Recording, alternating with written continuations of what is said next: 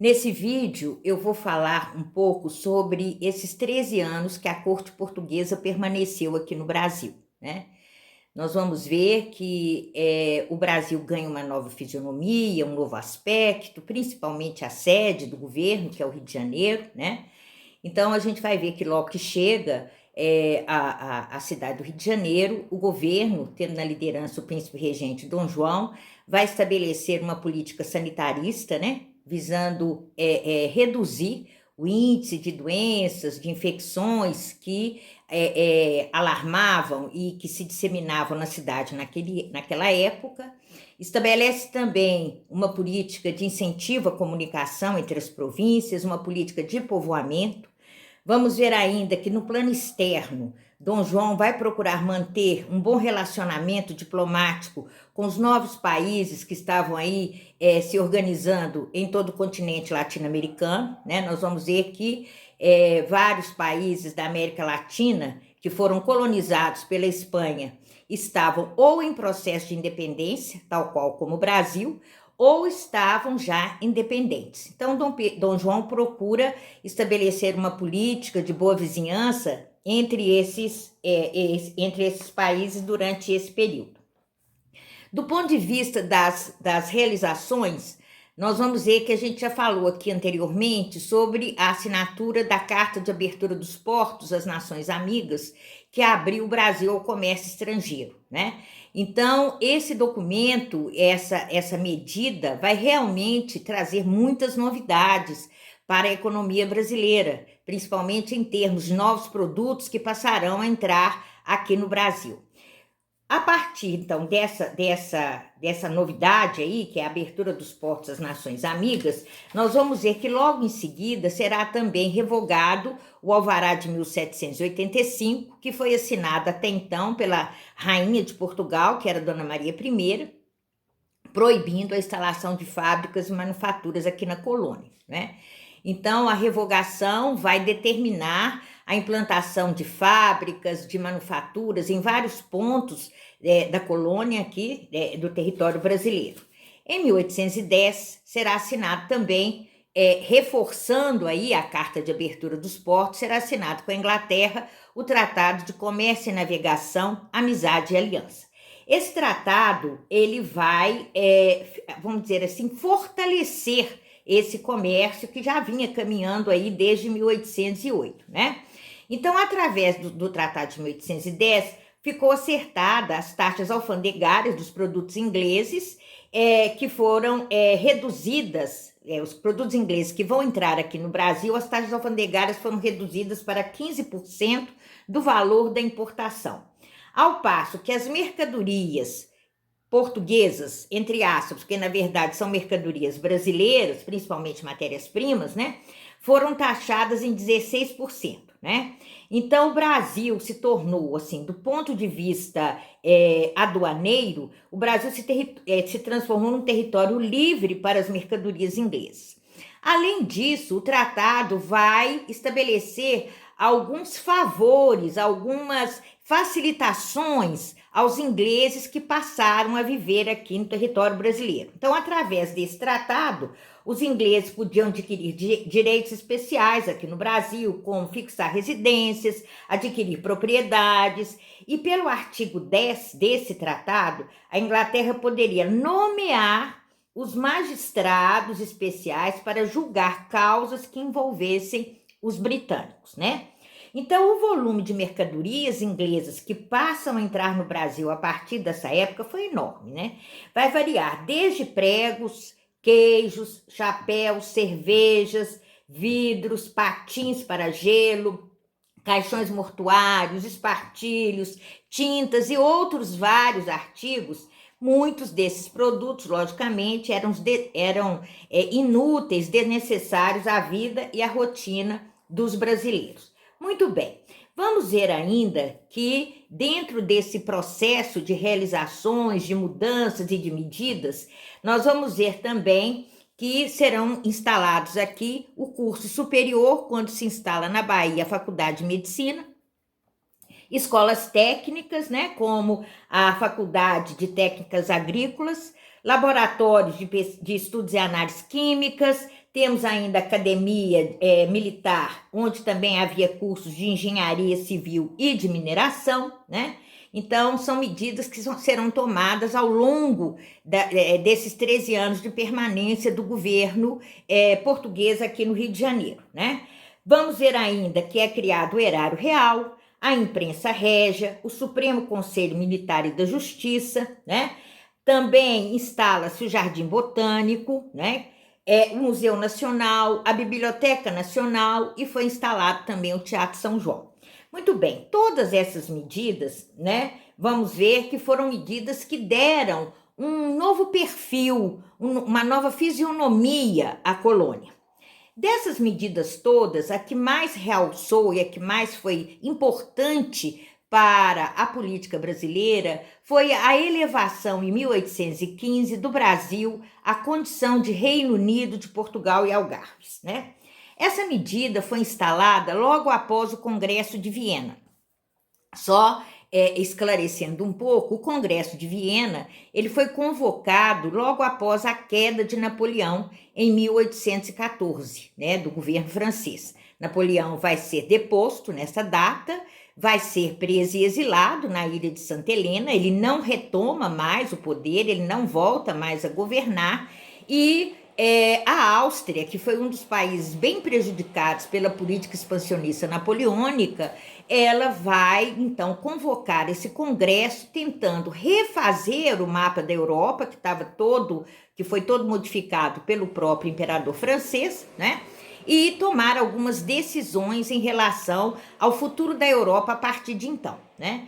Portugal participa do congresso e em 1815, então, ficou definido por esse congresso que todos os governantes que foram prejudicados, depostos pelo imperador francês, deveriam retomar os seus governos de origem, ou eles mesmos ou seus sucessores. Então, Dom João deveria retomar, voltar a Portugal. Era inclusive o que os portugueses esperavam, né?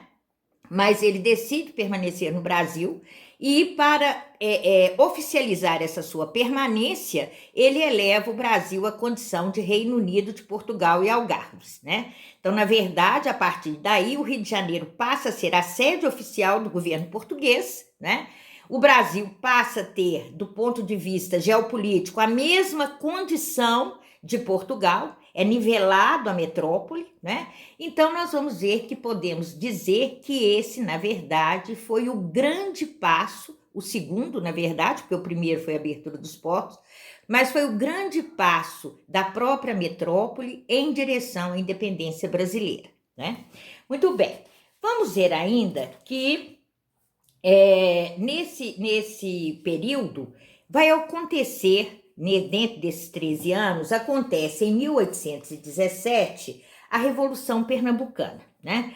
A Revolução Pernambucana, ela vai ocorrer, ela começa de fato em março, exatamente no dia 6 de março de 1817, né? Quando os revolucionários ocuparam a capital de Pernambuco, Recife, né? Comandados por um líder chamado José de Barros Lima, apelidado de Ulião Coroado, né? Esse líder, ele vai reagir a uma prisão e nessa reação ele mata um dos comandantes das forças governistas, que era Barbosa de Castro, né? E eles assumem o poder. Nós vamos ver que essa revolução é uma revolução considerada uma revolução liberal republicana, né? Mas nós vamos ver ainda, e também, que inclusive o governador de Pernambuco naquele momento, que era Caetano Pinto de Miranda Montenegro, ele não resiste, ele vai se acatar as decisões dos revolucionários, né? E aí esses revolucionários assumem Pernambuco, adotam um governo provisório de caráter republicano, uma coisa inusitadíssima para o momento, né? E ainda instalam também nessa república os três poderes, né? Vamos falar aqui de duas coisas sobre essa revolução. A primeira é que leva a essa revolução, né? Que fatores vão concorrer para que essa revolução explodisse? Veja bem, um dos fatores é o descontentamento com os impostos abusivos instalados e determinados pela corte, ou seja, pelo governo português aqui instalado no Rio de Janeiro. A insatisfação, principalmente das províncias do Norte e do Nordeste, com o rigor fiscal instituído pelo próprio Dom João, né? Era um rigor de perseguição, enfim. Vamos ver ainda que os baixos salários que eram pagos aos funcionários, principalmente os funcionários pernambucanos, os nativos, né? Além disso, o aumento da produção mundial de açúcar, que determinou de açúcar de cana, que determinou a desvalorização do nosso açúcar aqui produzido nos engenhos de Pernambuco, né? E a seca de 1816, que vai afetar profundamente o setor agrário nordestino. Muito bem. Então, nós vamos ver que esse governo será instalado, né? E logo que ele se instala, ele vai adotar medidas, assim, vamos dizer, imediatistas, né? Liberdade de imprensa, né? Até então a imprensa era muito controlada, havia muita censura. A abolição dos impostos sobre o comércio. Vamos ver ainda o aumento do salário dos militares, que é um dos fatores do movimento. A adoção de uma nova bandeira para Pernambuco, né? Que até hoje é a bandeira do estado pernambucano. E o que é mais interessante, eles mantêm a escravidão. Então, essa manutenção da escravidão nos remete a refletir o seguinte: são revolucionários, são radicais, né? Se dizem liberais, defendem mudanças bem avançadas, mas não se libertam da escravidão. Isso demonstra para nós claramente que a escravidão era, na visão desses grupos, mesmo os mais progressistas, os mais avançados, a escravidão era a base, era a base da sustentação do trabalho na colônia. Não se enxergava um outro modelo de trabalho fora da escravidão, né?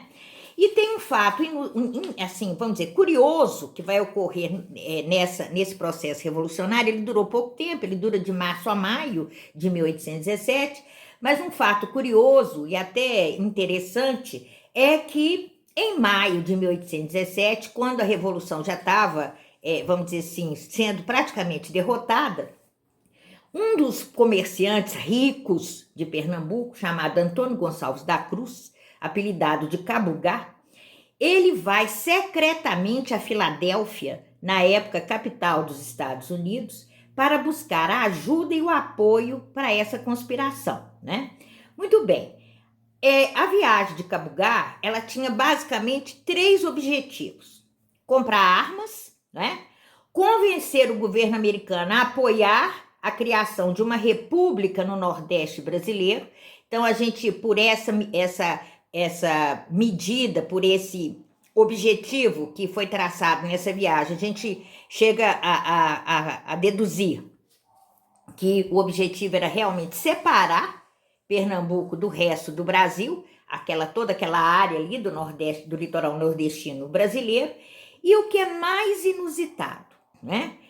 Que é o terceiro objetivo, que era recrutar alguns revolucionários franceses que estavam exilados nos Estados Unidos e, com a ajuda desses exilados, libertar Napoleão do seu exílio em Santa Helena, levá-lo para Recife, onde seria comandada a Revolução Pernambucana, né?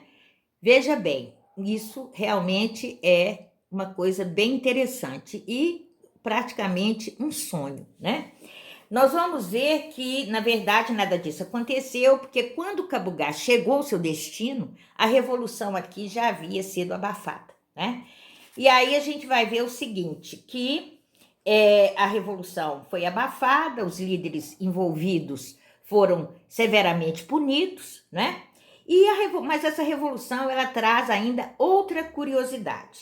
Quando o governo revolucionário ainda estava exercendo o seu poder, eles vão determinar a substituição dos pronomes de tratamento que indicam hierarquia ou autoridade, como Vossa Senhoria, Vossa Excelência, e entre outros, né? Eles vão substituir todos esses pronomes pela palavra patriota. Então, o líder do movimento sugeriu, e também o líder desse movimento sugeriu que também as mulheres pernambucanas cortassem os cabelos por considerarem cabelos longos um ornamento desnecessário, né? Nós vamos ver, inclusive, que alguns estudiosos alegam que aquelas mulheres que insistiram em manter os cabelos compridos eram vistos com uma certa, com certo, vamos dizer assim, suspeita, né? Eram vistos com maus olhos e tal. Vamos ver ainda que esse movimento em Pernambuco sofreu fortíssima influência também da Revolução Francesa de 1789, na medida em que foi adotado um novo sistema de pesos e medidas, tal qual aconteceu na Convenção Nacional, segunda fase da Revolução Francesa, e o nome dos meses também foram trocados, tal qual aconteceu nessa mesma fase na Revolução Francesa, né?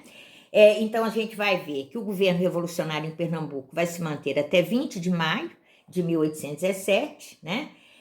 Nesse dia, a província de Pernambuco foi bloqueada, o movimento foi abafado, os envolvidos, como eu já disse, foram presos, punidos, né? E Pernambuco, como punição também, teve como desmembramento Alagoas. Então, a partir da Revolução de 1817, Pernambuco perdeu o território que hoje corresponde ao estado de Alagoas. Obrigada.